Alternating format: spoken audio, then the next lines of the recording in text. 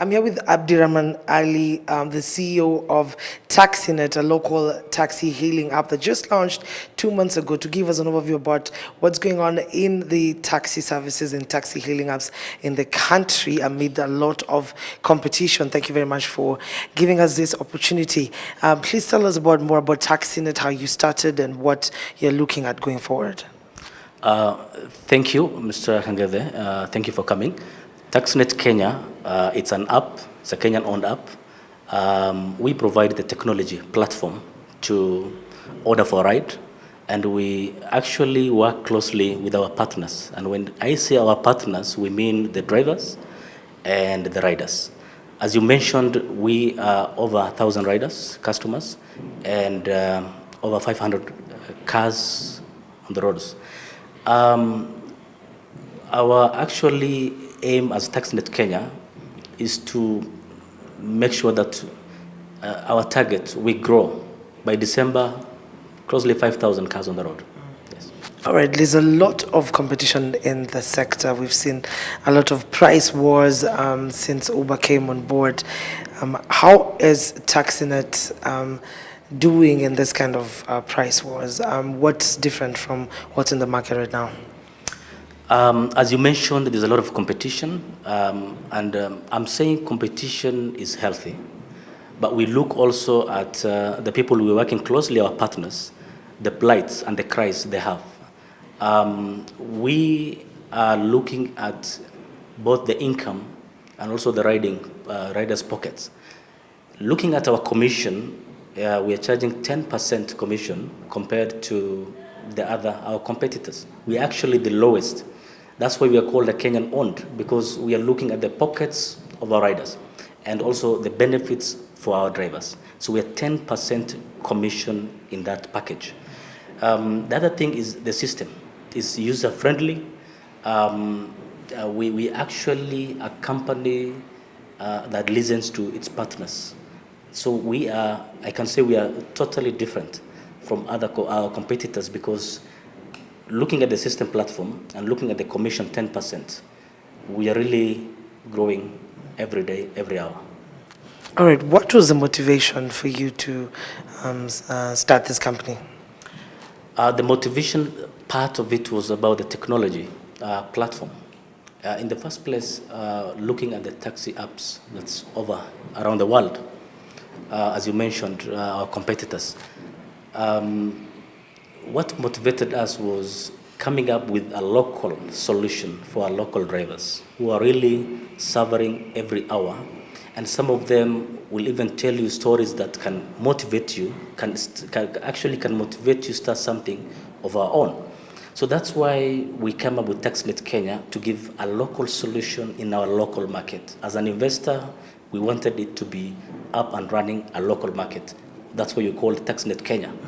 So basically, the motivation is looking the plights of our partners, and also as a company, we thought of a platform, a system, an app that can really work for the local market. Mm-hmm. How much is the investment?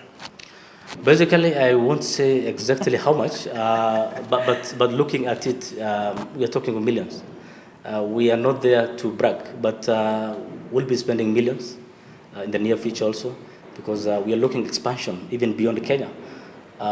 In 3 years, we have a target, already written targets, Africa. So we are talking of not less than 100 million. Mm-hmm. Yes. Wow. Yeah.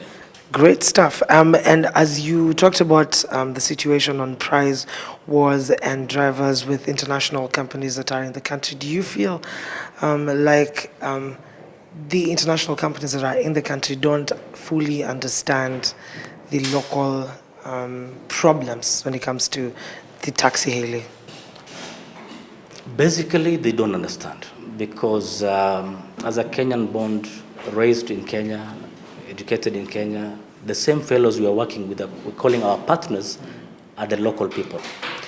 As an international company, when you come into a company that you don't belong to, you find you don't even understand the constitution. You don't even find some of the bylaws around here. Also, the money that you get at the end of the revenue, when you have your budget, You see, some of the international companies and the plight of these our partners, basically they say, pesa haikuji, pesa inaenda nje. You know, that's how they put it in Swahili. But in short, we can say we are better off, better blessed locally, and that's why we are motivated more than even the international companies. And very soon we are actually rolling into the streets to see now the international companies really feeling the pinch, because we also locally hyped. Because we've seen a lot of strikes, a lot of resolutions, and it's a highly non-regulated area. Do you feel like we need more regulation on this sector, and on which sectors, on what parts of the sector would you like to see regulation from government? Basically, we need a regulation from the authorities, from Ministry of Transport, looking at the pricing, because some companies charge even lower, which is actually giving headache to the drivers, even to sustain the car fuel. So we need, and I'm requesting from the Minister for Transport, if he can actually get into this matter, or the authority, to look into even the base fare or the basic transport that are charged, actually the fare should be across board sometimes. Just looking at the pocket. We are not only there to make money, but we are there to empower. But looking at the, as you said, we need regulations. I think it has been tried even in the parliament, but nothing is still going on there. As Taxinet Kenya, we are really pushing together with other drivers' union to make sure that we get a platform. Because with this union and Taxinet Kenya, if we move a law into the parliament and we sponsor it, I'm sure our drivers will smile at last, and also will also make our profits without fail. But looking at the international companies, sometimes they don't understand the regulations that are there, and there is no single regulation existing with the apps. So that's why also we are requesting from the Minister of Transport to look into it in the future, so that the plight of our partners, such as the drivers and the riders, also considered in the regulation. Okay. You're currently in Nairobi. Are any plans for you to venture into other towns? Yes, sir. We are trying to move into Mombasa, the coastal town, Kisumu, Eldoret, and also Nakuru. So we're trying to establish ourselves. We have already a target plan. After December, we'll be rolling into like 3-4 towns, major towns within Kenya. Yes. Outside of Kenya, where are you looking at? Outside Kenya, basically we're looking at East African countries. East African countries. That is actually what we are looking at. And when they say East African countries, we are looking at the economy, because you don't just invest in a country where economy also is going down. So we'll be going to far as East African. Let me see, from Rwanda, even Congo, even Tanzania, even Uganda. So if all goes well, Nigeria, South Africa also. Great stuff. Thank you very much for giving us this time.